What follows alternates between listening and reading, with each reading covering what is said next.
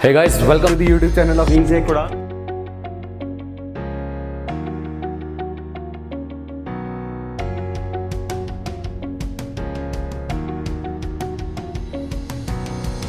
Hello everyone, welcome to Wings Quran. Today's class is an extension of the syllabus of ancient India. अभी तक हमने cover किया है कुछ बेसिक बातें हिस्ट्री ऑफ इंडिया के बारे में, जो कि पहले वीडियो में आप देख सकते हैं प्लेलिस्ट में जाके। और जो इससे पहले वाले वीडियोस थे उनमें एक स्पेसिफिक टॉपिक लिया मैंने इंडस वैली सिविलाइजेशन का, जिसमें हमें ये पता चला कि जैसे मैं आपको पहले लेक्चर में बता रही थी कि छोटे छोटे जो सेटलमेंट्स हैं वो इवेंचुअली हमेशा रूरल तरह से एक्सपैंड कर जाते हैं, विलेजेस में कन्वर्ट हो जाते हैं एंड इवेंचुअली कई जगहों पे फिर वो सिटीज़ में कन्वर्ट हो जाते हैं। एंड जब बहुत सारे इस लेवल का सिटी लेवल का डेवलपमेंट हो जाता है तो the result is that of a civilisation. उस चीज़ को रियलिटी में होते हुए हमने देखा while we studied the Harappan civilisation. Now जो हड़प्पा वाला टाइम था उसके बाद का जो टाइम था वो रहा है जिसमें कि हम मानते हैं कि एक अलग तरह के लोग हमारी कंट्री में आए थे और उनके आने की वजह से जो यहाँ के रियल इन्हाबिटेंट्स, जो एग्जिस्टिंग इन्हाबिटेंट्स थे, वो लोग they got displaced from their original location. अब ये जो लोग आए थे इनका नाम हम क्या देते हैं, Aryans. And these were actually the people who were speaking the Indo European language. अभी इंडो यूरोपियन लैंग्वेज वाले जो लोग हैं ये एक रेस के लोग नहीं हैं। ये इंपॉर्टेंट पॉइंट है, क्या है कि they were these people did not belong to one race. तो अलग अलग रेस के लोग, लेकिन वन टाइप ऑफ लैंग्वेज बोलने वाले लोग, जिस टाइप ऑफ लैंग्वेज को इंडो यूरोपियन कहते हैं, उस तरह के लोग हमारी कंट्री में आए थे। इन लोगों के लिए हमने एक स्पेसिफिक नेम दिया हुआ है, आर्यंस। ये लोग कहाँ से आए थे, ये वाली बात शुरू होती है अब हमारी। ये जो लोग थे ये हमारी कंट्री में आए हैं एक रीजन जिसको कि हम कहते हैं सेंट्रल एशिया, वहाँ से। आइए देखते हैं कि क्या इनका ट्रैक रहा होगा। अब अगर हम वर्ल्ड मैप की तरफ देखें तो हमें पता चलता है कि यहाँ कहीं पर इंडिया है, यहाँ कहीं पर इंडिया है और यहाँ कहीं पर एशिया का सेंट्रल रीजन है। तो इस वाले एरिया से इंडिया की तरफ इनका मूवमेंट हुआ। अब जहाँ तक इन लोगों का सवाल था, जो ये आर्यंस थे, इनके बारे में ये माना जाता है कि सेंट्रल एशिया से ये लोग आए। दे वर क्वाइट डिफरेंट फ्रॉम जो एग्जिस्टिंग पॉपुलेशन थी।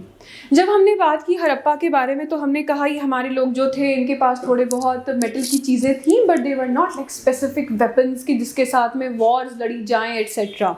बट ये लोग जो आए ये उस तरह से थोड़े एफिशिएंट थे। क्या रीजंस थे इनके यहाँ पे आके अपने आप को इस्टेब्लिश करने के, वो भी अभी हम देखेंगे। एनीवेज, टू बिगिन विथ, इनकी स्टोरी कुछ ऐसी है कि सेंट्रल एशिया की तरफ से ये लोग इस तरफ आने लगे। इसके बहुत सारे रीजंस हो सकते हैं, just like that migration because वहाँ पे लैक ऑफ फूड होने लगा, वहाँ पे पॉपुलेशन बढ़ गई, सच अदर्स। वो जो हम वर्ल्ड हिस्ट्री की तरह से चीज़ों को पढ़ेंगे then we will understand all those things. But with respect to India ये आ रहे थे सदर्न रशिया वाले पार्ट से और सेंट्रल एशिया वाले पार्ट से। इनका जो हमारे यहाँ आना शुरू हुआ है वो हम कहते हैं कि अप्रॉक्सीमेटली 2000 से लेकर के 1500 BC के अराउंड की ये बात है।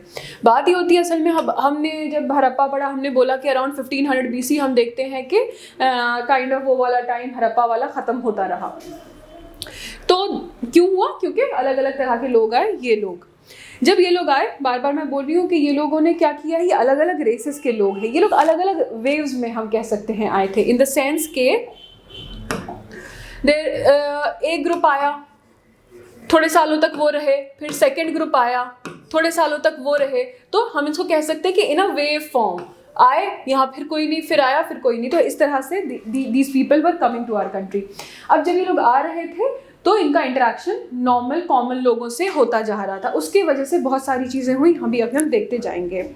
अब इनके आने को और इनको हम कैसे मानते हैं कि दीज वर द पीपल, कि सेंट्रल एशियन लोग ही थे और इंडो यूरोपियन बोलने वाले लोग ही थे जो हमारे यहाँ आए।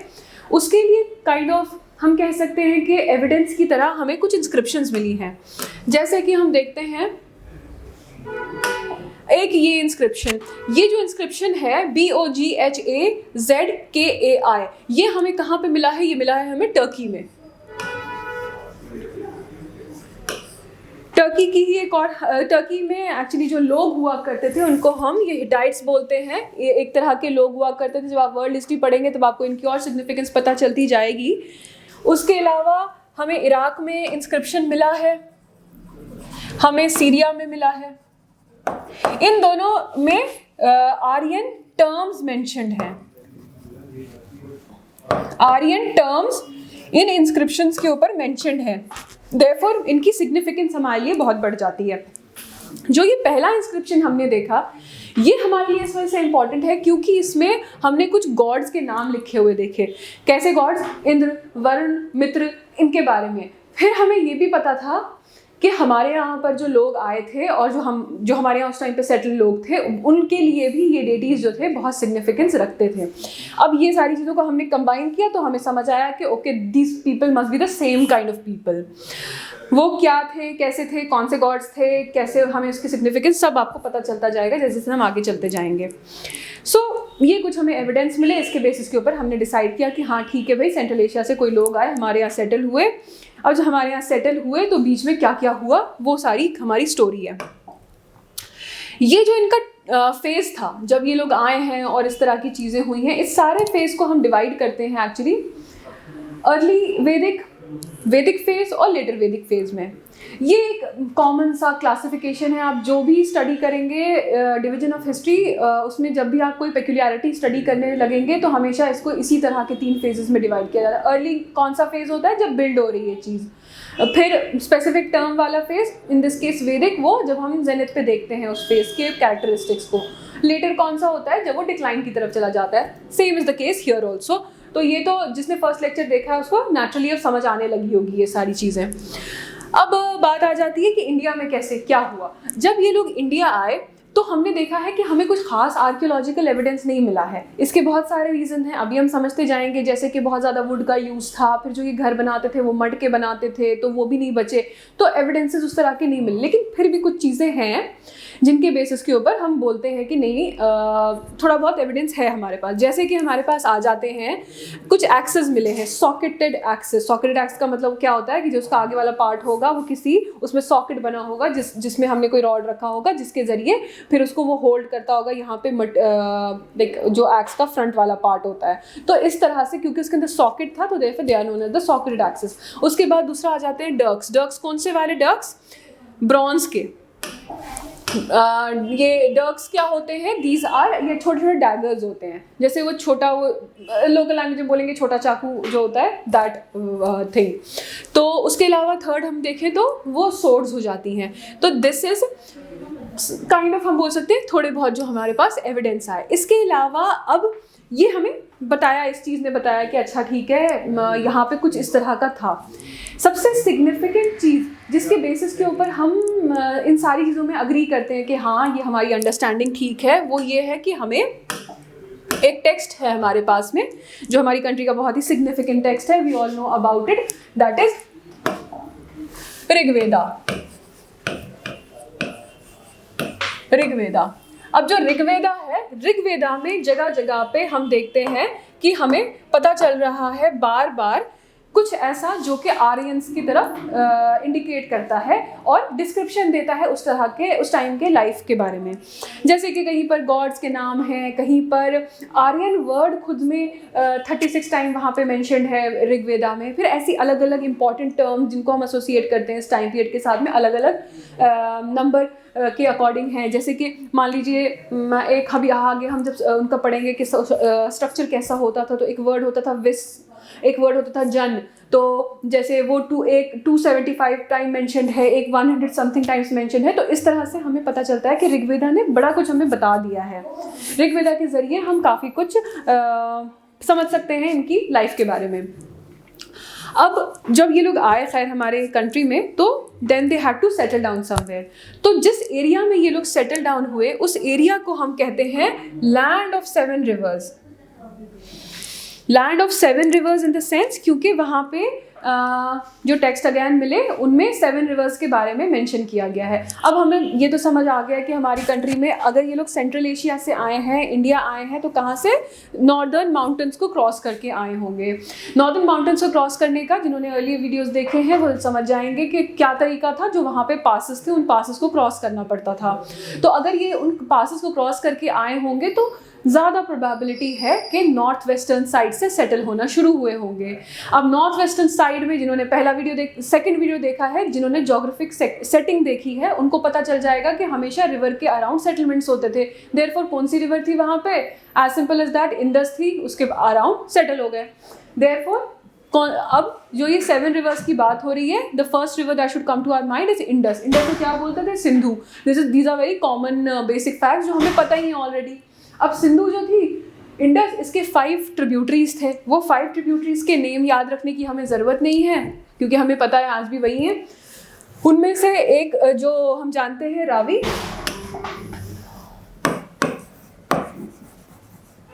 जम्मू के पास में ही है ये। तो जो रावी है, रावी का एक नाम हुआ करता था पहले, उसका नाम जो दिया गया है टेक्स्ट में दैट इज परुष्णी। ये वर्ड PARUSHNI। सो ये रावी जो है उसका नाम क्योंकि स्पेशली मेंशन्ड है, और क्यों मेंशन्ड है वो भी आप समझ लेंगे। एक वॉर हुई थी यहाँ पे, तो दैट इज़ वाई ये हमारे लिए एक इम्पॉर्टेंट सा टर्म हो जाता है for the sake of PT। उसके अलावा जो हमारे पास रिवर थी वो सरस्वती रिवर थी। सरस्वती रिवर का अपना नाम दूसरा क्या है? NANDITARNA। अब जो सरस्वती रिवर है, इसकी जहाँ तक बात की जाती है, हम मानते हैं कि ये जो है it can be equated to, जो आज हमें पता है, एक हम बात करते हैं घग्गर हकरा बेसिन की, हरियाणा की तरफ जो पड़ता है, हम मानते हैं ये वो है। लेकिन कुछ और लोग हैं जिनका कहना है कि ये this can not be equated, ये वो नहीं थी, ये दूसरी रिवर हुआ करती थी जो कि अफगानिस्तान में थी। उस रिवर का नाम क्या बोलते हैं वो लोग? HARAKHWATI ये वर्ड, और इसका दूसरा नाम ये है HELMAND। ठीक है, तो ये हमारे 2 तरह के ओपिनियंस हैं। So these were the reverse. Reverse का जहाँ तक है सवाल, इनके नाम मेंशन अगेन हमें कहाँ से मिले? ऋग्वेदा से मिले। ऋग्वेदा ने इन रिवर्स के अलावा हमें और भी नाम दिए, जैसे कि गंगा एक बार मेंशन्ड है, यमुना 3 टाइम्स मेंशन्ड है, तो ये भी हमें पता चले। उसके अलावा हमें अफगानिस्तान की कुछ 1-2 रिवर्स के नाम भी ऋग्वेदा में मेंशन है। So that kind of information we receive from Rigveda. तो हम कह सकते हैं कि at the back of our mind we have to keep this thing in our heads के ऋग्वेदा जो है वो हमें कंटिन्यूसली इन्फॉर्मेशन दिए जा रही थी इसके बारे में, जो हमारा वैदिक फेज का जो अर्ली टाइम पीरियड है। ओके, सो जब ये लोग आए हैं हमारी कंट्री में, तो उस टाइम पर हमारी कंट्री में already there people who were living. वो जो लोग थे उनको इन लोगों ने कहा है, एक नाम दिया है जो नाम क्या है? दस्यूज। दस्यूज, DASYUS। इसके अलावा मैंने आपको पहले ही बोला कि जब ये लोग खुद आए थे इंडो यूरोपियंस, तो ये वेव्स में आ रहे थे। वेव्स में आने का मतलब टुकड़ों में आ रहे थे। तो जो टुकड़े पहले आए वो यहाँ पे ऑलरेडी सेटल होने लगे थे। बाद वाले टुकड़े जो आए वो और भी ज़्यादा पावर के साथ में दे केम लेटर ऑन। तो जो अर्ली वाले इनके थे, अर्ली इंडो यूरोपियंस जो थे, उनको आगे आने वालों ने क्या नाम दिया? दासाज, DASAS। सो ये 2 ग्रुप्स बन गए हमारे पास में। एक हो गया ये दासाज वाला ग्रुप, एक हो गया ये दस्यूज वाला ग्रुप। उसके बाद ये लोग जो खुद थे ये बहुत सारे ट्राइब्स में डिवाइडेड थे। अब इस पूरे स्ट्रक्चर की वजह से क्या हुआ? क्योंकि they were coming from outside, so eventually ऐसा हुआ कि इनकी लड़ाइयाँ होने लगी, बैटल्स होने लगी, वॉर्स होने लगी जो यहाँ पे एग्जिस्टिंग लोग थे। तो इस वजह से हम ये जानते हैं कि इनकी वॉर हुई दासास के साथ में, दस्यूज के साथ में, और फिर बाद में हम देखेंगे कि इनकी आपस में भी बहुत सारी वॉर्स होती रही। तो कॉन्फ्लिक्ट का 2 टाइप है। क्या टाइप है? फर्स्ट ऑन अराइवल, सेकंड जो कंटिन्यूड कॉन्फ्लिक्ट था। ऑन अराइवल दासास एंड दस्यूज के साथ, एंड कंटिन्यूड कॉन्फ्लिक्ट हम बोलेंगे आपस में इनका। इसके बेसिस के ऊपर अगर हम देखें तो हम ये समझते हैं कि जब ये लोग आए हैं तो इनका जो चीफ हुआ करता, जिनके लिए नाम यूज किया है बुक ने, TRASADASYU, त्रसा दस्यु। तो ये आर्यन चीफ हुए जिन्होंने कि who was able to gain power against the Dasas and the Dasyus.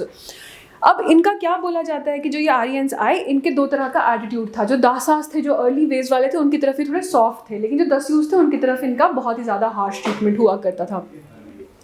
इतना ज़्यादा हार्श ट्रीटमेंट हुआ करता था कि ऋग्वेदा में कई जगह पे हमने वर्ड एक देखा है, दस्यु हत्या. दस्यु हत्या क्या हो गया? दासास को मारने का प्रोसेस, आप समझिए. देन उसके बाद अब हम दस्यु हत्या जो थी ये इतनी ज़्यादा कॉमन थी इस वजह से क्योंकि they were extremely harsh about them. अब ये सारा कुछ ही क्यों कर पा रहे थे? जैसे मैंने पहले कहा कि रीजंस थे इनके. एक तो पहले ये लोग आए, दूसरी जगह से आए, यहाँ के जो अपने एग्जिस्टिंग लोग थे, they were able to completely remove them, completely displace them from their own land. ऐसा करने का क्या क्या रीज़न था? पहला तो ये कि इनका ये लोग जो थे they were extremely efficient with respect to the usages of horses. जो हॉर्सेस थे, अगर हम यूरल माउंटेन्स देखते हैं और कॉकसस माउंटेन्स देखते हैं तो उन जगहों पे हमने देखा है कि हॉर्सेस का यूज़ काफ़ी अच्छी तरीके से इस टाइम तक हो चुका था. काफ़ी हमें वहाँ पे बोन्स भी मिली हैं. कोई एक जगह है जहाँ पे हमें 60,000 बोन्स एक साथ में मिली हैं. तो हॉर्सेस जो थे they were well under their control, they were very comfortable with using them. और इतना ज़्यादा कंफर्टेबल थे हॉर्सेस के यूज़ से कि these people were using the horses in their chariots also. तो जैसे कि हॉर्स रन चैरियट्स इनके पास हुआ करते थे. दूसरी चीज़ ये थी कि इनके पास बड़े सारे वेपन्स होते थे. ऊपर भी हमने बात की वेपन्स की कि इनके पास एरोज थे, डर्क्स थे, इनके पास सोर्ड्स हुआ करती थी. एरोज के टिप पे पॉइजन लगा दिया करते थे तो वो भी था. तो वेपन्स इनके पास अच्छे खासे हुआ करते थे. हमने बात की है हमारे इससे पहले जो हमने हमारे कंट्री के लोगों के बारे में बात की है, उनके पास इस तरह का वेपनरी का यूजेज उनकी लाइफ का उतना सिग्निफिकेंट पार्ट नहीं था. फिर दूसरी चीज़ ये भी थी कि ये लोग यूज़ किया करते थे आर्मर्स. वो आर्मर क्या थे? उसको हम बोलते हैं quotes of male. Quotes of male का मतलब क्या होता है? कोट्स ऑफ मेल इसका मतलब ऐसा होता है कि यहाँ पे मैं आपको दिखाती हूँ. जैसे कई बारी हम देखते हैं कि मेटल की चेन होती है. मेटल की चेन इस तरह से एक पीस दूसरे पीस में जुड़ा चेन्स, फिर ये सारे एक साथ अगर ऐसे होते हैं तो इस तरह का पूरा समझ लीजिए गारमेंट जैसा बन जाता है जो कि आर्मर की तरह ऐड करता है. तो मेटल का कोट्स ऑफ मेल इनका होता था. तो जब ये वॉर पे जाते थे तो ऊपर से ये वो पहनते थे आर्मर. तो therefore they were much more secure while fighting. तो ये तीन चीज़ें थी. Besides they also use to believe in a few gods, जिनमें से कुछ गॉड्स जो थे वो इनको पर्टिकुलरली हेल्प करते थे इन टर्म्स ऑफ वॉर्स. जैसे कि हमारे पास एक गॉड है इंद्र. अभी आगे हम पढ़ेंगे कि इंद्र का नाम ही पुरंदर था. Purandar in the sense the one who destroys forts. तो जैसे अभी हमें हमारी कंट्री में तो उस तरह का कोई स्पेसिफिक एविडेंस नहीं मिला कि कौन से फोर्ट, लेकिन हम मानते हैं कि अफगानिस्तान में प्रॉब्ली कई सारे फोर्ट्स थे जिसको डिस्ट्रॉय किया गया और इनका फिर इस तरह का नाम हुआ. ओके, सो अब इसके बाद हम ये इनके रीजंस थे कि यहाँ पे अच्छी तरीके से दे वर एबल टू एलिमिनेट जो हमारे एनिहिलेट कम्प्लीटली जो हमारा एग्जिस्टिंग सिस्टम था वो. तो जो यहाँ के अपने थे उनको कैप्चर कर लिया होगा या फिर साउथ की तरफ वो लोग ने मूवमेंट कर दिया होगा. इस तरह के डिफरेंट चेंजेस आते गए. अब जहाँ तक इन लोगों का सवाल है, इनका जो अपना स्ट्रक्चर था वो कैसा था, अब हम वो समझने की कोशिश करते हैं. तो अभी तक हमने ये जाना है कि ये लोग जो आए हैं ये आए सेंट्रल एशिया से या सदर्न रशिया वाले पार्ट से. इंडो यूरोपियन लैंग्वेज बोलने वाले ग्रुप्स थे, वेव्स में आए हैं, छोटे छोटे ग्रुप्स में आए हैं. दैट इज़ वाई ये एक वन पर्टिकुलर एंटिटी नहीं थी बल्कि इनमें बहुत सारी रेसेस थी. ये आए एज इन्वेडर्स. अगर देखा जाए इन्होंने यहाँ पे प्लंडरिंग एट्सेट्रा भी की जिसके एविडेंस हमें मिले हैं क्योंकि माउंड्स ऑफ डेड बॉडीज़ वाला वो हमें बोन्स एट्सेट्रा मिली है. इनके पास वेपन्स थे, हॉर्सेस थे, गॉड का सपोर्ट इंद्र के फॉर्म में. एंड चैरियटियर्स हुआ करते थे, हॉर्स वाले चैरियट्स चलाया करते थे. That is why they had much more power compare to our own people. हमें एविडेंस मिले in the form of inscriptions. तो ये सारा था कि यहाँ पर आए और then they settle down here. अब इनके बारे में कुछ और चीज़ें इनकी समझते हैं कि थे कैसे, किस तरह के लोग थे. असल में जो सारे के सारे लोग थे they were divided into tribes. 5 tribes हुआ करती थी. उसके लिए एक पर्टिकुलर टर्म यूज़ किया जाता है जिसको कि हम बोलते हैं पंचजन. इसके अलावा भी कुछ ट्राइब्स हो सकती हैं, लेकिन पंचजन इसकी वजह से, क्योंकि मेनली अगर देखा जाए पावरफुल ट्राइब्स के अकॉर्डिंग हम देखते हैं तो पंचजन इनका नाम दिया जाता है। इसमें दो नाम जो है और जोड़े जा सकते हैं। एक स्पेसिफिक ट्राइब हुआ करती थी जिसका नाम था भारता ट्राइब। ये भारता ट्राइब जिसके नाम के ऊपर पहले भी मैं बता चुकी हूँ, भारतवर्ष हमारे कंट्री का नाम दिया गया, ऋग्वेदा में पहली बार ही आया। तो जो भारत ट्राइब थी उसके अंदर एक और हम देखते हैं त्रित्सु करके एक फैमिली के बारे में बात होती है। अच्छा, उसके साथ में these people had a priestly help also in the form of Vashishtha. Now rule करने वाले पावरफुल भारता ट्राइब। अभी मैंने आपको बताया था कि एक वॉर हुई थी, जो वॉर हमारे लिए बहुत ज़्यादा सिग्निफिकेंट जिसने के इन लोगों के लिए रोल प्ले किया। वो जो वॉर थी उसको बोलते थे बैटल ऑफ 10 किंग्स। उस टाइम पर क्या हुआ कि जब ये लोग आए तो अभी मैंने बताया 2 लेवल के ऊपर इनके चल रहे थे, यहाँ के लोगों के साथ लड़ाई, अपने लोगों के साथ लड़ाई, ये सब। ये वाली जो वॉर थी इसमें इनके किंग की बात होती है। किंग का नाम क्या है? SUDAS। इसकी अब जो वॉर हुई है वो ऐसे ग्रुप के साथ हुई है जिसमें 2 तरह के लोग थे। 5 ऐसी ट्राइब्स थी जो कि आर्यन ट्राइब्स थी and 5 were non Aryan tribes. ये लोग कंबाइन हुए एक साथ। 5 Aryans plus 5 non Aryan groups जो थे, ट्राइब्स जो थी, ये कंबाइन हुई, 10 बनी। इनने लड़ाई की किसके साथ में? इस किंग के साथ में। ये किंग कौन था? ये भारता किंग था, त्रित्सु फैमिली को बिलोंग किया करता था। इस वॉर को हम क्या बोलते हैं? 10 राजन वॉर। 10 राजन लाइक 10 राजों वाली, DASRAJAN। अभी इसमें क्या हो जाता है कि जब ये वाली वॉर होती है तो जो ये किंग थे SUDAS जिनका नाम है, तो ये जीत गए। जब ये जीत गए तो भारतास जो थे ऑब्वियसली उनका सिग्निफिकेंस बढ़ गया। इसके बाद इस वॉर के बाद हमने देखा है कि अब एक्सपेंशन वाला टाइम तो चल ही रहा था, ये लोग कंटिन्यूसली एक्सपैंड हो रहे थे।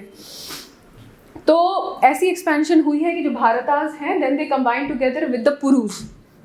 पुरुष जो थे, पुरुष पहले अपोजिट साइड में थे जिनके साथ इनकी लड़ाई हुई थी। जो ये 5 आर्यंस थे और 5 नॉन आर्यन, उनमें से जो 5 आर्यंस थे उनमें से एक ट्राइब जो थी वो पुरु ट्राइब भी थी। पुरु ट्राइब भी काफ़ी ज़्यादा पावरफुल एंड स्ट्रॉन्ग हुआ करती थी, इनके पास अच्छा खासा गुड इनफ एरिया हुआ करता था। तो भारता ट्राइब जो थी ये मिल गई जाके पुरु ट्राइब्स के साथ, और जो ये ग्रुप निकला उसको हमने बोला कुरु ट्राइब्स, KURU।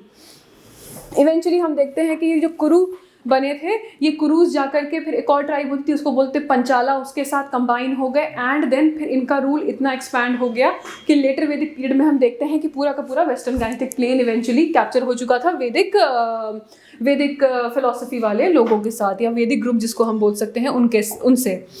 तो ये इनका सिस्टम था। अब इतना सब कुछ ये यहाँ पे आए, यहाँ पे हमें एक चीज़ तो समझ आ गई कि इनका आना और इनका यहाँ पे stay both were completely around war पे वॉर हुई जा रही थी, क्योंकि इनको अपने यहाँ पे सस्टेन करना था। अब ये वॉर हमने देख ली, यहाँ के लोगों के साथ भी थी, आपस में थी। अभी आपस वाली और ज़्यादा पावरफुल हो रही है क्योंकि जितने भी ये आए थे उन सब ने अपने आप को स्टैब्लिश तो यहाँ पे कर ही लिया था।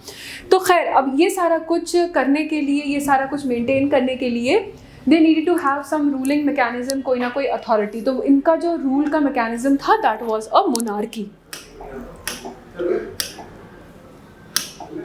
जो मोनार्की का सिस्टम था वो इस तरह का था कि पहले तो किंग हुआ करता था, देन हेरिडिटरी सिस्टम था कि the rule will go to the son and उसके अलावा it will go to the eldest son, that is known as primogeniture.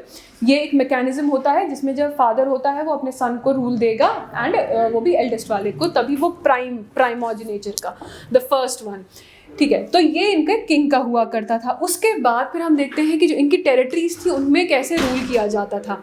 अब अगर देखा जाए तो जो इनका सिस्टम था, हम बार बार बोल रहे हैं ये लोग ट्राइबल्स थे, ट्राइब वाला सिस्टम था, तो फैमिली की सिग्निफिकेंस होगी, छोटे छोटे ट्राइब में डिवाइडेड होंगे। तो इस तरह का इनका डिवीजन था, from the smallest to the largest हम जाएंगे। सबसे पहले हम देखेंगे कुल। कुल का मतलब क्या हो गया? फैमिली। ये अभी हम जब सोशल इनका लाइफ देखेंगे तो उसके साथ में obviously it will become much more clear, but कुछ खास इसमें इतना ज़्यादा डिफ़िकल्ट टू अंडरस्टैंड है नहीं। तो कुल या फिर कुला, तो जो ये कुल था इसको लीड करने वाले पर्सन को क्या बोलते थे हम? कुलापा। फिर उसके बाद आ जाता है ग्राम। ग्रामा जो है उसको लीड करने वाले को बोलते हैं ग्रामनी। फिर आता था विस को लीड करने वाले को विस्पति। फिर आता था जन, उसको लीड करने वाले को गोपा या गोपति। उसके बाद फिर हमारे पास आ जाता था सबसे बड़ा जो क्लस्टर होता राष्ट्र। राष्ट्र को लीड करने वाले को क्या बोलते थे? राजन, राजन और द किंग। तो हम स्मॉलेस्ट से लार्जेस्ट की तरफ गए। सबसे पहले सबसे छोटी लेवल का जो कि कुल था, फैमिली, फिर ग्राम जो कि विलेज की तरह से हम मान लेते, फिर विश्व, फिर जन, फिर राष्ट्र। अच्छा, एक चीज़ हमें जो यहाँ पे याद रखनी है वो ये कि जन वर्ड तो आ चुका था। जन का मतलब क्या होता है? पीपल। विश्व का मतलब भी अगर देखा जाए तो मास ऑफ पीपल ही है। जन, पीपल। इवेंचुअली जन से जनपद निकले, लेकिन ये वो वाला वक्त नहीं है जिस टाइम पर जनपद की हम बात करेंगे, वो थोड़ा आगे चल के हुआ था। तो ये हुआ। ये जो हमारा पूरा पीरियड है ये हमें ध्यान में बार बार रखना है कि ये हम बात कर रहे हैं अभी थोड़े अर्लियर फेज की। जैसे हमने बोला पूरा का पूरा टाइम पीरियड कब से कब तक है? 1500 BC से 600 BC के बारे में हम बात करेंगे, लेकिन ये जो है अभी आप समझ लीजिए 1500 से लेकर के अभी आप 1000 तक ही हैं, अर्ली वाला फेज चल रहा है। खैर, और पॉलिटी में क्या क्या हुआ इनके? किंग जो था, किंग को ऑब्वियसली उसकी बहुत ज़्यादा सिग्निफिकेंस थी, उसको प्रोटेक्टर ऑफ द पीपल माना जाता था। उसके साथ में उसकी हेल्प अगर देखा जाए तो, या फिर देखा जाए तो रूलिंग करने के लिए और कौन कौन से लोग थे, वो जो हमने 4 बोले, उसके अलावा एक सिस्टम एग्जिस्ट करता था जिसको बोलते हैं हम सिस्टम ऑफ असेंबलीज। क्या होती थी? ये कुछ नाम है। एक हो गई हमारी सभा, फिर समिति, फिर विधाता और गण। इवेंचुअली हम देखेंगे आगे के जो फेजेस हैं, लेटर फेजेस ऑफ वैदिक, उसमें सभा समिति तो रह जाएगा, विधाता चला जाएगा। इस टाइम तक सभा समिति ये वो जितने भी हैं, इनमें हम देखते हैं कि फीमेल्स का पार्टिसिपेशन इक्वल है। क्यों? क्योंकि अभी इनका ट्राइबल नेचर इंटैक्ट है। आप देखेंगे जब भी हम कभी भी ट्राइबल सोसाइटी के बारे में पढ़ते हैं तो हम देखते हैं कि वहाँ पे इजैलिटेरियनिज्म थोड़ा ज़्यादा होता है कंपेयर टू अदर्स, और फीमेल्स का जो इक्वालिटी है विथ मेन वो थोड़ी सी ज़्यादा होती है जब तक ट्राइबल किसी भी सोसाइटी का नेचर होता है। तो यहाँ पर भी अभी तक वो वाला फेज था, देयरफॉर ये चल रहा था। इवेंचुअली हम देखते हैं कि सिर्फ सभा और समिति रह जाएगी, बाकी दोनों चले जाएंगे और फीमेल का पार्टिसिपेशन भी कम हो जाएगा। उसके बाद तो ये जो थे ये हमारे थे कि असेंबलीज कैसी थी, किंग कैसा था। किंग था मोनार्की करने वाला, और ऑब्वियसली मोनार्की थी और प्राइमोजेनेचर फॉलो किया जाता था और उसको प्रोटेक्टर ऑफ द पीपल माना जाता था, तो रिस्पेक्ट उसकी काफ़ी हाई थी। अब किंग की हेल्प के लिए कौन कौन से लोग थे? किंग की हेल्प के लिए या फिर किंग के साथ एसोसिएटेड एक जो लोग थे उनमें से सबसे पहले नाम आता है प्रीस्ट का। अब प्रीस्ट है, दैट मीन्स सोसाइटी में रिलीजन की सिग्निफिकेंस बहुत ज़्यादा हो गई है।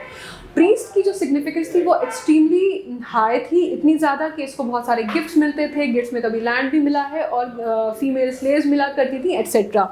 तो जो प्रीस्ट होते थे उनको क्या बोलते हैं? पुरोहिता। इन पुरोहिता में हमारे पास 2 इंपॉर्टेंट नाम हैं जिनको कि हमें याद रखना चाहिए। फर्स्ट नेम जो हम याद रखेंगे वो रखेंगे विशिष्ट, और दूसरा याद रखेंगे विश्वामित्र। जो विशिष्ट है ये कंजर्वेटिव प्रीस्ट में, इनको कंजर्वेटिव माना जाता है, कंजर्वेटिव। और जो ये विश्वामित्र हैं ये कौन है? इनको हम लिबरल मानेंगे। ओके, तो जो ये विश्वामित्र हैं इनकी सिग्निफिकेंस बहुत ज़्यादा है। इन्होंने लिखा गायत्री मंत्र। गायत्री मंत्र किस गॉड की तरफ, किस डेटी की तरफ डेडिकेटेड है? सावित्री करके गॉड ऑफ लाइट हुआ करती थी इस टाइम पे, जिनमें बिलीव किया जाता था, लोगों ने जो बिलीव था, और उनको डेडिकेट करते हुए एड्रेस टू हर गायत्री मंत्र लिखा गया। ओके, सो ये हुआ पुरोहित। पुरोहित हमने हमारे प्रीस्ट। पुरोहित के बाद हमारे पास जो सेकंड इम्पॉर्टेंट फंक्शनरी या फिर हेल्पफुल पर्सन आ जाते हैं वो कौन है? सेनानी। सेनानी कौन थे? कमांडर थे। नाउ द सेनानी ऑब्वियसली कमांडर हैं, तो he would use all the weapons. क्या क्या वेपन्स होते थे हमने बात कर ली है, spears, arrows, swords etcetera, everything बोलते हैं। फिर हमारे पास एक आ जाते हैं ऑफिसर, उनका नाम क्या है? व्रजपति। अब जो ये व्रजपति हुआ करते थे ये कौन थे? ये वो थे, व्रजपति वो थे जो कि लैंड को होल्ड करते थे। लैंड को होल्ड करने का मतलब है कि जहाँ पर भी इनका लैंड था उसको होल्ड करने वाला मेजर ऑफिसर। इसके अलावा अब इनको समझने का ये तरीका है कि जो छोटे दूसरे ऑफिसर्स हुआ करते थे जो कि दूसरी तरह की चीज़ों में होते थे, जैसे कि एक हो गया कुलपास। हमने क्या बोला? कुल को कंट्रोल करने वाला, जो कुलों का हेड हुआ कुलपा। वो जितने भी कुलपास थे उनका हेड कौन था? व्रजपति। फिर ग्रामनीज, हमने पहले बोला ग्राम का हेड ग्रामनी, तो जितने भी ग्राम के ग्रामनीज हुआ करते थे उनका हेड कौन? व्रजपति। ग्रामनीज का एक और फंक्शन होता था ये कि जब कभी वॉर होती थी तो ये अपने फाइटिंग ट्राइब को लेकर के आते थे फॉर दी एड। तो ये थे, देयरफॉर ये हमारे 3 मेन ऑफिसर्स आ गए। अब कुछ ऐसी चीज़ें हैं जो हमें अभी लगता है कि उनके पास वो ऑफिसर्स नहीं थे। वो कौन कौन थे? जैसे कि कोई नहीं था टैक्स कलेक्ट करने के लिए कोई हमारे पास ऐसा नाम अवेलेबल नहीं है, कोई हमारे पास हम नहीं देख रहे कि कोर्ट के फॉर्म में जस्टिस दिया जा रहा है, तो कोई जज हो या कोई जस्टिस प्रोवाइड करने का, एडमिनिस्ट्रेटिव जस्टिस प्रोवाइड करने का कोई सिस्टम हो। दूसरा, कोई इस तरह का स्पेसिफिक ऑफिसर नहीं मिल रहा जो हम बोले कि किसी स्पेसिफिक टेरिटरी के साथ एसोसिएटेड था। ऑल्सो स्टैंडिंग आर्मी हमारे पास नहीं थी। स्टैंडिंग आर्मी का क्या मतलब होता है कि जैसे किंग है, किंग के साथ हम बोलेंगे कि इसके जो किंग था उसकी स्टैंडिंग आर्मी नहीं थी। उसका मतलब ये हुआ कि हम ऐसे कह सकते हैं कि कोई एक किंग है, किंग के साथ में एक स्पेसिफिक नंबर ऑफ, हम इस तरह से नहीं कह सकते कि इतने एलिफेंट्स, इतने हॉर्सेस और इतने कैवलरी थी और इतने फुटमैन थे। इस तरह की स्पेसिफिक हर टाइम पर वो जैसे कि पे रोल पे सोल्जर्स होते हैं, उस तरह का कोई सिस्टम नहीं था। बल्कि जब इनको ज़रूरत होती थी तो मिलिशिया जो था उसको वो ट्राइब के ग्रुप्स हुआ करते थे, वो आकर के एड किया करते थे किंग को। इसमें हम जो ट्राइबल ग्रुप्स होते थे उनके नाम कुछ देख लेते हैं, व्रता, गण, ग्राम, सरदार। तो ये इनका सिस्टम था। अब जो ये थे, बार बार हम ये कह रहे हैं कि इनकी बहुत सारी वॉर्स होती थी, therefore they had to be ready for the war all the time. तो एक परपेचुअल एक्सपेंशन इनका चल रहा था, जिसके लिए ये वॉरिंग सिस्टम इनका चल रहा था। इतना ज़्यादा ये था कि इनका जो वॉर का टर्म था वो टर्म ही था गविष्ठी। So along with their political system, ये सारी चीज़ों को समझते हुए हमें ये भी पता चलता है कि इनकी जो सोशल लाइफ थी वो कहीं ना कहीं कंटिन्यूसली इफेक्टेड रहती थी इनके इस बेसिक इशू से कि continuously they had to be in war. इसी वजह से हम देखते हैं कि दो चीज़ें मिक्स हो रही हैं यहाँ पे। जो गविष्ठी है, एक तो ये वॉर के लिए वर्ड है, और दूसरा ये भी बता रही है कि काऊ का क्या सिग्निफिकेंस था। ये वो टाइम था जिस टाइम पे हम देखते हैं कि काऊ का जो मीट है वो कंज्यूम नहीं होता था और उसको एक अघन्य बोल दिया गया था, as in like it was a sin of a very high order, ऐसे करके बता दिया था। तो उसमें ये होता था कि या तो the person would be made to go out of जहाँ पर भी वो लोग रहते थे, या नहीं तो फिर इवन एग्जीक्यूशन। तो इस तरह का टाइम शुरू हो चुका था, इतना ज़्यादा गलत मानने लगे थे ये वो काऊ को, लेकिन बाकी फॉर्म ऑफ मीट अभी कंज्यूम हो रहे थे, फिश एक्सेट्रा। तो अब जहाँ तक इनकी ये सोशल लाइफ का सवाल है, हमने देख लिया कि किंग थे जो कि कंट्रोल किया करते थे इस तरह के लोगों के साथ। उनका इंटरेक्शन कैसे था कि बलि के थ्रू वो उनको गिफ्ट दिया करते थे, वो उनकी इकोनॉमी को मेंटेन करती थी, एट्सेट्रा एट्सेट्रा। अब जहाँ तक ये लोग थे, इन लोगों के बारे में हमने बार बार बोला है कि क्योंकि सेंट्रल एशिया से आ रहे थे, कहाँ से, स्टेपीज़ वाला जो लैंड है उस तरफ से ये लोग आए हैं। हम देखते हैं कि ये लोग ज़्यादातर जो थे, ये लोग पैस्टोरल थे। पैस्टोरल होने का मतलब ये है कि एग्रीकल्चर से ज़्यादा इनका कॉन्सेंट्रेशन था on the rearing up of the animals, और थोड़ा बहुत क्रॉप्स अपना कर लिया करते थे। लोगों का लाइफस्टाइल इस तरह का था कि फैमिली हुआ करती थी, जिसको कि हमने कुल का नाम दिया है। लेकिन हमने ये भी देखा है कि वर्ड कुल जो है वो फैमिली के लिए थोड़ा कम यूज़ हुआ है, उसकी जगह पे गृह यूज़ हुआ है वर्ड। अब जो गृह है उसका मतलब क्या है, एक ऐसा घर जहाँ पे कि फैमिली के मेम्बर्स रहते हैं। हम देखते हैं लेकिन कि जो यूरोपियन लैंग्वेजेस हैं, इसके अंदर एक स्पेसिफिसिटी है। अगर हम नॉर्मली फैमिली के बारे में बात करें, कुल के बारे में बात करें, तो हम क्या सोचेंगे? हम सोचेंगे मदर फादर होंगे, बच्चे होंगे, थोड़े बहुत उस ज़माने की बात होती तो स्लेव्स भी हो सकता है इंक्लूड कर लिए जाते हों, या मे बी बड़ी फैमिली होती हो तो ग्रैंड पेरेंट्स एट्सेट्रा एट्सेट्रा। जब हम यूरोपियन लैंग्वेज देखते हैं तो उससे हमें पता चलता है कि ये बात सही भी हो सकती है। कैसे हमें लगता है कि ये बात सही हो सकती है? क्योंकि हमने देखा है कि कुछ कॉमन रिलेशन है जिनके लिए वर्ड कॉमन है, जैसे कि नेफ्यू ग्रैंडसन के लिए सेम वर्ड होगा, तो इस तरह की चीज़ें। तो ये हुआ कि एक बेसिक सा फैमिली स्ट्रक्चर इनका हुआ करता था। लोग, काफ़ी सारे लोग एक घर में रहते थे, वो वाला सिस्टम था इनका। फिर दो वर्ड और आते, एक विस हम बार बार बोल रहे थे। विस का मतलब क्या हुआ? एक mass of tribal people. Simply अगर देखा जाए तो इसको हम ट्राइब बोल सकते हैं, एक ट्राइब। तो ये जो विस हुआ करते थे, इनके ये एक बड़ा ग्रुप था, इसके अंदर छोटे ग्रुप में क्या होते थे? ग्राम होते थे, छोटे गांव होते हैं। ये जो थे, ये ग्रुप ऑफ पीपल हुआ करते थे। इनके बीच में डिफरेंसेस कभी कभी जो थे वो वॉर में रिजल्ट हो जाया करते थे। दैट इज़ वाई जब इनका क्लैश होता था, किसका? ग्राम का, तो उसको हमने नाम दिया संग्राम। ये वर्ड आज भी हम यूज़ करते हैं। फिर एक और टर्म आ जाता है हमारे पास, जन। जन का मतलब पीपल, जन का मतलब ट्राइब। लेकिन मैंने जैसे पहले भी कहा था, ये जनपदा वाला टाइम नहीं है। अब ये जो टाइम है, ये वो है जिस टाइम पर लोगों का, अगर हम देखा जाए उनका घर कैसा था, अगर हम उनके सेटलमेंट के बारे में बात करें। किसके बारे में हम बात करने लगे? सेटलमेंट्स।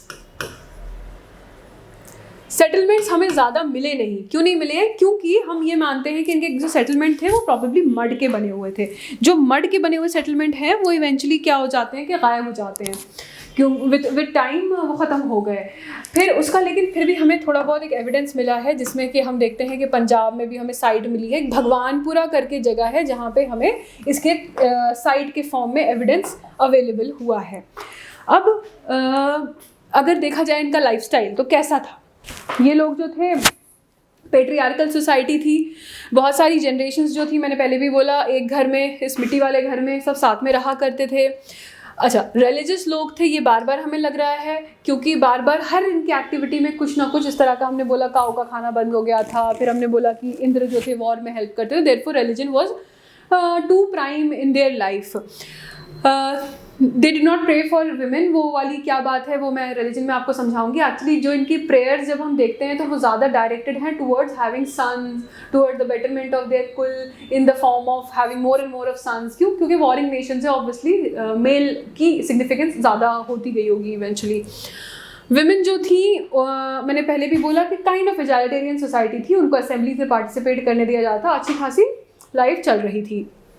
उसके अलावा लेकिन ये सब कुछ देखने के बाद हमें लगता है लाइफ इजालिटेरियन थी, सब कुछ अच्छा था, तो क्राइम श्राइम नहीं होगा, लेकिन वैसा नहीं था। क्राइम ठीक ठाक हुआ करता था, बर्गलरी, थेफ्ट, ये सब कुछ था उस टाइम पर भी।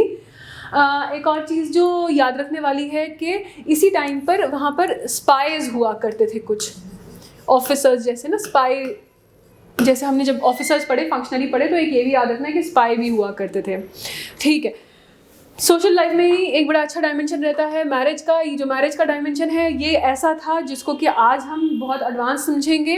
क्यों? क्योंकि जो एज थी ऑफ मैरिज वो काफ़ी ठीक ही थी कंपेयर टू जैसे बाद में हमने देखे डेवलपमेंट्स। क्या? जैसे 16 to 17 ईयर्स की एज में लोगों की मैरिज हुआ करती थी, चाइल्ड मैरिज नहीं हुआ करती थी, विडो री मैरिज जो थी वो अलाउड थी, लेवरेट मैरिज हुआ करती थी, that means if a person spouse somehow they died, then the person could again get remarried to the sibling of that spouse। तो वो वाला सिस्टम एग्जिस्ट किया करता था, लेकिन उसके साथ साथ में कुछ प्रिमिटिव चीज़ें भी एग्जिस्ट करती थी। वो प्रिमिटिव चीज़ें क्या थी? वो प्रिमिटिव चीज़ें थी जैसे कि हमारे पास एक एग्जाम्पल है कि जो सन के गॉड थे,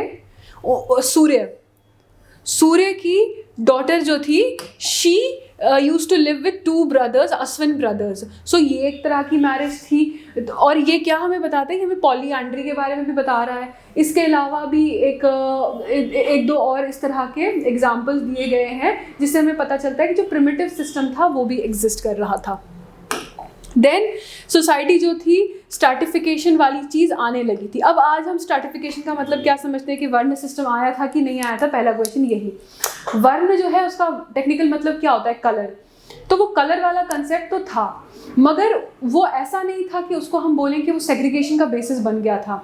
ये चीज़ की अंडरस्टैंडिंग थी कि जो इन्वेडर्स हैं they were the fair people, और जो हमारे अपने यहाँ पे लोग थे already they were the darker ones. इसकी अंडरस्टैंडिंग थी, लेकिन अगर हम इसको बोलें कि सर्टिफिकेशन का बेसिस था तो ये एग्जैजरेशन हो जाएगी। ऐसा नहीं था। बट जो स्ट्रैटिफिकेशन आया है उसके दूसरे रीजंस थे। रीजंस क्या थे कि जैसे कि दासाज और दस्यूज, हमने बार बार बात की, इनको बार बार हराया जा रहा था। अब जब हराया जा रहा था, जो डिफीटेड साइड था ऑब्वियसली उसकी जो रैंक थी वो नीचे होती गई, तो उनको नीचे नज़रों से देखना शुरू कर दिया। दूसरा इन्होंने ये किया कि ये ह्यूमन नेचर है कि इस तरह के डिविजन्स कहीं पर भी स्टार्ट हो जाते हैं, अगर ये ज़्यादा टाइम तक के चलेंगे देन इट कंटिन्यूज़। तो ये एक पहला बेसिस हुआ। दूसरा बेसिस ये रहा कि जब वॉर हुई तो वॉर में कुछ ना कुछ तो लूट्स होती हैं, और जो वहाँ से कलेक्शन होता है, जो भी कलेक्शन हुआ वो किसको दिया गया? किंग को या प्रीस्ट को। तो कुछ एक क्लास थी लोगों की जो बहुत ज़्यादा रिच होने लगे, तो जो बहुत ज़्यादा रिच बनते गए obviously again same human nature के अकॉर्डिंग वो अपने आप को ज़्यादा सुपीरियर समझने लगे, डिवीजन बनता गया। तो इवेंचुअली सोसाइटी के अंदर 3 डिवीजन बन गए। ये सेम डिवीजन हमने ईरान में भी देखे हैं। ये इसी वजह से जब हम कास्ट के बारे में इंडिया में पढ़ते हैं तो हम बार बार बात करते हैं कि और भी कंट्रीज़ में इस तरह के डिविजन्स हैं एट्सेट्रा एट्सेट्रा। तो एनीवेज जो डिविजन्स उस टाइम पर निकले वो क्या हमें दिखे? एक हमारे पास ऑब्वियसली प्रीस्ट थे, वॉरियर्स थे, पीपल, तो इस तरह का डिवीजन आया। बाद में आगे जाकर के हमने देखा कि 4th क्लास एक और बन गई, एक और डिवीजन ऐड हो गया, जो कि फिर आगे चल के उन्होंने उनको जब हायरार्की में अरेंज किया तो अलग तरह का सिस्टम निकल करके आया। इस टाइम पर हमने देखा कि स्लेव्स जो थे वो भी एग्जिस्ट कर रहे थे सोसाइटी में, स्लेव बना दिया जाता था लोगों को। फीमेल स्लेव्स जो थी उनको गिफ्ट की तरह दिया जाता था, और काऊ जो थी, काऊ और फीमेल स्लेव, ये गिफ्ट काफ़ी ज़्यादा कॉमनली दिए जाते थे लोगों को, प्रीस्ट को स्पेशली। उसके अलावा फिर हमने देखा कि रिलीजन का बार बार हम बोल रहे हैं बहुत सिग्निफिकेंस था, तो रिलीजन के बारे में कुछ देखते हैं। रिलीजन जो था वो इन्वॉल्व करता था रेसिटेशन ऑफ जो भी प्रे करना हो और इस तरह का, तो रेसिटेशन होती थी, सैक्रिफाइसेस किए जाते थे, प्रेयर्स जो थी कलेक्टिवली भी होती थी, इंडिविजुअली भी होती थी कि एक इंडिविजुअल बैठ करके अपने लिए भी प्रे कर सकता है, और कलेक्टिव बड़े ग्रुप में, जैसे आज भी हम देखते हैं कि बहुत सारे ऐसे होते हैं मंदिरों में, जैसे हम देखते हैं कलेक्टिव प्रेयर होती है, मॉस्क में कभी कभी कलेक्टिव प्रेयर होती है, तो वो वाली चीज़। फिर जितनी भी ट्राइब थी ये कहीं ना कहीं किसी एक गॉड की तरफ इनका थोड़ा ज़्यादा झुकाव था, तो एक स्पेशल गॉड इनके साथ एसोसिएटेड था। फिर ऑफरिंग्स ये लोग क्या देते थे जब कुछ प्रे करते थे? Vegetables, barley. इससे पता चलता है कि हमारा जो ये सिस्टम था इसमें सिग्निफिकेंस किस चीज़ की थी, क्योंकि ऑब्वियसली गॉड को आप जो चढ़ाओगे वो उस चीज़ को आप कहीं ना कहीं बहुत ज़्यादा इंपॉर्टेंस देते होगे। अब इनका ये था कि ये वर्शिप, मैंने पहले भी बोला कि फीमेल्स की एगैलिटेरियन सोसाइटी होने के बावजूद ये फीमेल्स की तरफ इनका कॉन्सेंट्रेशन उतना नहीं था, तो पहला जो इनका जिस चीज़ को ये मांगते थे गॉड से वो था प्रजा। इसमें बेसिकली इनका मतलब था more and more of sons होना। फिर पशु, दैट वाज एनिमल, फिर फूड एट्सेट्रा, वेल्थ, हेल्थ, ये वो। गॉड्स जो थे, अब गॉड्स कौन कौन से इनके होते थे, किस तरह से इनको हेल्प किया करते थे। इससे पहले हम एक पॉइंट ये समझ लेते हैं कि एग्रीकल्चर जो था, एग्रीकल्चर इनका ज़्यादातर ये लोग कैसे करते थे और किस लिए किया करते थे, वो भी आगे हम देखेंगे भी। एग्रीकल्चर जो होता था वो एक्चुअली होता था to produce fodder rather than कि ये फूड प्रोड्यूस करने के ऊपर कॉन्सेंट्रेट करते, क्योंकि सोसाइटी एक्चुअली अभी ये लोग पैस्टोरल्स थे, तो ये वाला इशू था। जहाँ पे गॉड्स का सवाल आया, गॉड में सबसे पहले गॉड जिनका हम नाम लेते हैं वो है इंद्र। इंद्र को हम बोलते हैं पुरंदर। इंद्र को रेन गॉड भी कहा जाता है, बारिश भी करवाने वाले। उसके अलावा दूसरे इंपॉर्टेंट गॉड आ जाते हैं अग्नि। अग्नि का बहुत सिग्निफिकेंस था। अग्नि का क्या सिग्निफिकेंस था कि अग्नि को माना जाता था ये वो गॉड थे जो कि पीपल को गॉड से कनेक्ट करते थे, तो देयरफॉर ये मीडिएटर थे ह्यूमंस के लिए। देयरफॉर हर चीज़ में अग्नि जो थी उनको हमेशा इन्वोक किया जाता था, इन वाले गॉड को। आज भी हम देखते हैं कि कोई भी कुछ भी इंपॉर्टेंट इवेंट हो तो उसमें अग्नि को हम हमेशा हम चाहते हैं कि हमें पता नहीं चलता है, लेकिन Agni is always a part of whatever rituals that we do. फिर आ जाता है वरुण, वाटर के गॉड और नेचुरल ऑर्डर मेंटेन करने के गॉड। के वर्ल्ड जो है, अर्थ जो है अपने फॉर्म में, अपने एग्जिस्टेंस में एग्जिस्ट करता था because Varuna allowed it to be like that. फिर सोम, ये एक प्लांट का नाम था और ये गॉड ऑफ प्लांट्स माने जाते थे। ये जो प्लांट था ये इंटॉक्सिकेटिंग प्लांट था। उसके बाद एक और गॉड मारूद करके थे, ये थे स्टॉर्म्स के लिए। उसके बाद हमारे पास फीमेल गॉडेसेस भी हमने देखी है। फीमेल गॉडेसेस हमने कौन सी देखी? अदिति एंड उषा, डॉन की। अभी इनका सिग्निफिकेंस उतना ज़्यादा नहीं बढ़ा था, but then they were there. So जो नेक्स्ट टॉपिक अब हमारा रहेगा वो है कि इनकी इकोनॉमी कैसे रन करती थी। देखिए, कोई भी अगर हम किसी भी ग्रुप ऑफ पीपल को देखेंगे तो उनका लाइफस्टाइल डिफाइन करने में सबसे सिग्निफिकेंट चीज़ होती है कि उनकी इकोनॉमी कैसी थी, क्योंकि इकोनॉमी बताती है कि उनके लाइफ के बाकी जो डायमेंशंस हैं वो किस तरह से प्रोग्रेस कर रहे थे। जैसे कि अगर कोई ऐसी सोसाइटी होगी जहाँ पे, जैसे हम बोलते हैं हंटर्स एंड गैदरर्स हुआ करते थे, उसका मतलब ये था कि सेटल लाइफ जी नहीं सकते थे, उनकी सोशल लाइफ कम्प्लीटली उससे डिफाइंड थी। वैसे ही उनकी पॉलिटी, अगर हंटर्स एंड गैदरर्स हुआ करते थे तो जब वो छोटा छोटा खुद से ही ढूंढ करके खा रहे हैं तो अकेले कहीं भी निकल सकते थे। बड़े if they had to kill a big game तो थोड़ा सा ग्रुप बनाना पड़ता। तो ये सिग्निफिकेंट पार्ट होता है समझने के लिए किसी भी ग्रुप ऑफ पीपल को। Similarly the same thing applies here also. As far as they are concerned, they were pastorals. Trade और कॉमर्स की अगर हम बात करें तो कुछ ख़ास हमें मिला नहीं है कि इनका कोई ट्रेड या फिर इस तरह की चीज़ों में बहुत ज़्यादा कुछ सिग्निफिकेंट इनका कंट्रीब्यूशन रहा हो। जो एक उस टाइम की ज़रूरत हुआ करती थी वो था एग्रीकल्चर। एग्रीकल्चर डेवलप हो चुका था तो पता तो था इनको सब के बारे में। They knew about sowing of seeds, harvesting, threshing etcetera. Wooden ploughshare use किया करते थे, ये पता है हमें। सीजन्स के बारे में इनको पता था, ये पता है। ये सारी चीज़ें इनको एग्रीकल्चर में हेल्प करती। लेकिन ये भी हमें पता चलता है कि एग्रीकल्चर जो था that was mainly done for growing वो वाले क्रॉप्स जो कि फॉडर की तरह एक्ट कर जाते। तो तो जहाँ तक इनके एग्रीकल्चर का सवाल है, ये उतना ज़्यादा एडवांस हम नहीं बोल सकते थे कि था। एंड दूसरी एक और इम्पॉर्टेंट चीज़ कि जो स्लेव्स थे they were not used for agriculture. तो जो बाकी लोग थे they would do this thing, and slaves जो थे they were mainly meant for household chores etcetera, कि घर में जो काम थे वो करवाने के लिए they would keep the slaves. फिर एक कंसेप्ट हम बोल सकते हैं कि प्राइवेट प्रॉपर्टी का एज सच हम कहते हैं कंसेप्ट नहीं है, एनसीईआरटी भी कहती है कंसेप्ट नहीं है, बस ये हम बोल सकते हैं कि मूवेबल इमूवेबल प्रॉपर्टी, लेकिन दोनों चीज़ें एग्जिस्ट करती थी। लैंड एट्सेट्रा जो थे वो भी इनके पास हुआ करते थे, जैसे कि अगर किसी को करनी है थोड़ी बहुत फार्मिंग तो that person would own the land, इस तरह की चीज़ें भी थी। तो मूवेबल इमूवेबल जैसे मैं बताया कि वो still they had some holding of that also. उसके अलावा हमारे पास जो एक चीज़ आ जाती है वो है कि आर्टिजन्स क्या क्या है। बहुत सारे आर्टिजन्स जो हैं वो हमने देखा है ऋग्वेदा में मेंशन्ड है। Artisans such as we have the carpenters और the chariot makers, weavers, leather workers etcetera, ये सारे भी यहाँ पे उस वक्त प्रेजेंट थे। इनके नाम हमें पता चले हैं सारे के सारे ऋग्वेदा से। इसके अलावा अगर इकोनॉमी का हम देखें तो इकोनॉमी की एक और चीज़ हमें ये पता चलती है कि मेटल का यूज़ था। मेटल कौन सा यूज़ हो रहा था, हम देखते हैं ब्रॉन्ज या कॉपर, जिसको कि AYAS करके इसका नाम है, ये मेटल यूज़ हो रहा था।